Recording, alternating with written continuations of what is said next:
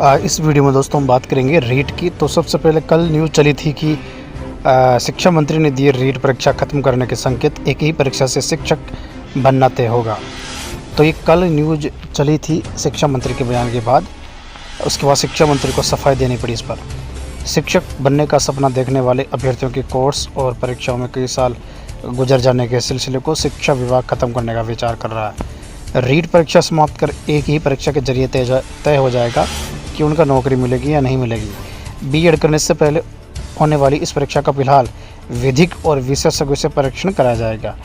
शिक्षा मंत्री मदन दिलावर ने मीडिया से बातचीत में कहा कि युवाओं को 2 वर्षीय बीएड, 4 वर्षीय इंटीग्रेटेड बीएड और बीएससी बीएड कोर्स प्रवेश के लिए पहले पीटीटी परीक्षा देनी होती थी। बीएड कोर्स के बाद रीट परीक्षा और आखिरी में मुख्य परीक्षा से गुजरकर शिक्षक बन पाते हैं। पूरी प्रक्रिया में कई बार 5 या अधिक साल गुजर जाते हैं। सफल अभ्यर्थी महज 10% होते हैं और बाकी 90% को मायूसी हाथ लगती है।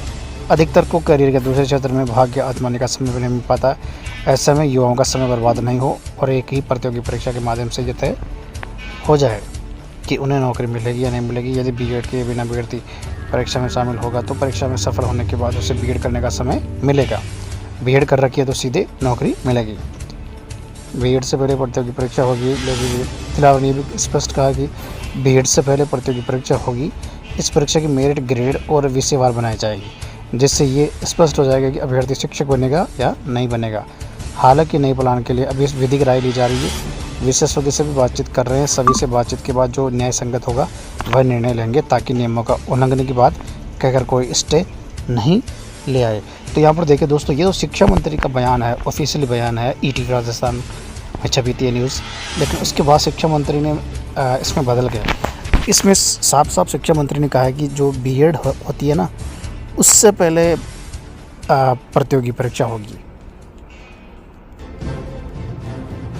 ऐसा बोल रहे हैं। ठीक है, लेकिन बात तो वही है ना, मतलब एक पेपर तो वहाँ पर भी है, रीट भी तो एक ही पेपर है, यानी बीएड तो करना ही है ना, बीएड तो करना ही है ना इसमें। और ये भी है, 2 पेपर कैसे हो गए। उधर भी तो है ना, उधर भी बीएड भी उधर भी तो बीएड और उसके बाद रीट ही तो होती थी। वो तो पिछली सरकार ने 48,000 पदों पर जो रीट कराई थी उसमें बदलाव किया था। बाकी पहले तो बीजेपी की सरकार ने 54,000 पदों पर रीट निकाली थी। उसमें एक ही पेपर था, सीधी मेरिट थी, जिसमें 70% रीट के, 30% ग्रेजुएशन के। तो क्या बदलाव है, सेम टू सेम भी तो है। इसके अलावा बाद में शिक्षा मंत्री ने स्पष्टीकरण शिक्षा मंत्री को देना पड़ा। यहाँ पर देखिए, रीट बंद करने पर निर्णय नहीं, एकल परीक्षा के जरिए अध्यापक भर्ती संभव। यानी वही चीज़ है कि रीट बंद नहीं होगी, एक ही परीक्षा के माध्यम से नियुक्ति मिलेगी। रीट परीक्षा में करीब 20 लाख अभ्यर्थी आवेदन करते हैं। तो देखिए दोस्तों, बड़ी बात यही है कि इसके अलावा एक और न्यूज़ देख लेते हैं। भरत बेनीवाल, आज सुबह से ही अध्यापक भर्ती 33 श्रेणी शिक्षकों को लेकर अभ्यर्थियों के कॉल मैसेज आ रहे हैं। साथ ही पहले ही बता दिया था, अब आगे होने वाली भर्ती एक ही परीक्षा के माध्यम से होगी।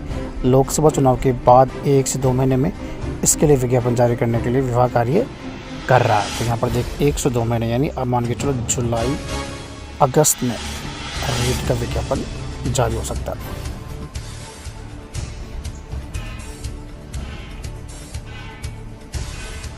तो यहाँ पर देखिए, भरत बेनीवाल ने ट्वीट किया है, रीट की विज्ञप्ति जुलाई अगस्त, यानी जून में आचार संहिता समाप्त हो रही है, तो जुलाई का महीना, अगस्त का महीना, यानी जुलाई के महीने में भी जारी हो सकती है लास्ट तक, या अगस्त के शुरुआत में जारी हो सकती है रीट की विज्ञप्ति।